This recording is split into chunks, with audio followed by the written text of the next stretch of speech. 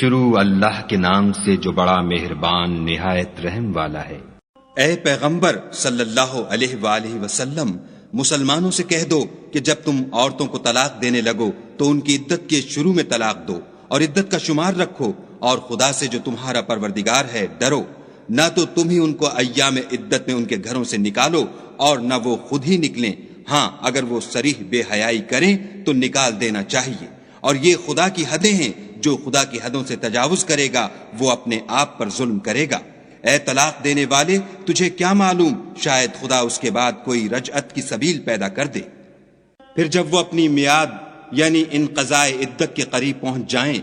تو یا تو ان کو اچھی طرح سے زوجیت میں رہنے دو یا اچھی طرح سے علیحدہ کر دو، اور اپنے میں سے 2 منصف مردوں کو گواہ کر لو،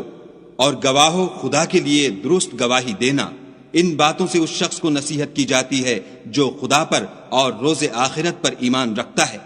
اور جو کوئی خدا سے ڈرے گا وہ اس کے لیے رنج و محن سے مخلصی کی صورت پیدا کر دے گا، اور اس کو ایسی جگہ سے رزق دے گا جہاں سے وہم و گمان بھی نہ ہو، اور جو خدا پر بھروسہ رکھے گا تو وہ اس کو کفایت کرے گا۔ خدا اپنے کام کو جو وہ کرنا چاہتا ہے پورا کر دیتا ہے، خدا نے ہر چیز کا اندازہ مقرر کر رکھا ہے۔ اور تمہاری مطلقہ عورتیں جو حیض سے نا امید ہو چکی ہوں، اگر تم کو ان کی عدت کے بارے میں شبہ ہو تو ان کی عدت 3 مہینے ہے، اور جن کو ابھی حیض نہیں آنے لگا ان کی عدت بھی یہی ہے،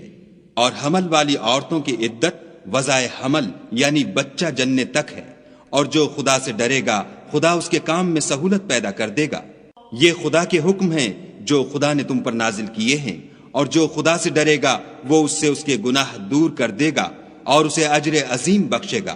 مطلقہ عورتوں کو ایام عدت میں اپنے مقدور کے مطابق وہیں رکھو جہاں خود رہتے ہو، اور ان کو تنگ کرنے کے لیے تکلیف نہ دو،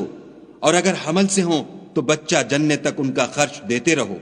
پھر اگر وہ بچے کو تمہارے کہنے سے دودھ پلائیں تو ان کو ان کی اجرت دو، اور بچے کے بارے میں پسندیدہ طریق سے موافقت رکھو،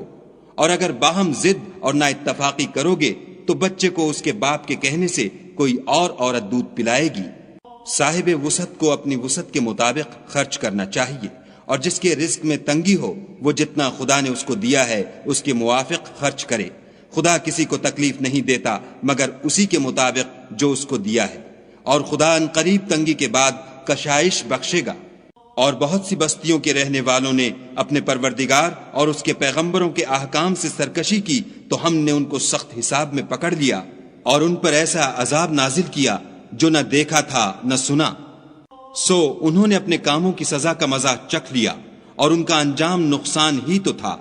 خدا نے ان کے لیے سخت عذاب تیار کر رکھا ہے۔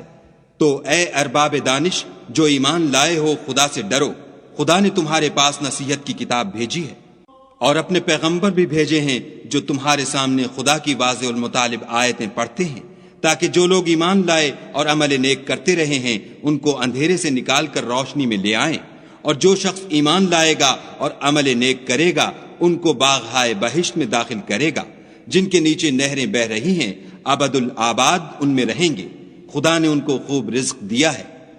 خدا ہی تو ہے جس نے 7 آسمان پیدا کیے، اور ویسی ہی زمینیں، ان میں خدا کے حکم اترتے رہتے ہیں، تاکہ تم لوگ جان لو کہ خدا ہر چیز پر قادر ہے، اور یہ کہ خدا اپنے علم سے ہر چیز پر احاطہ کیے ہوئے ہے۔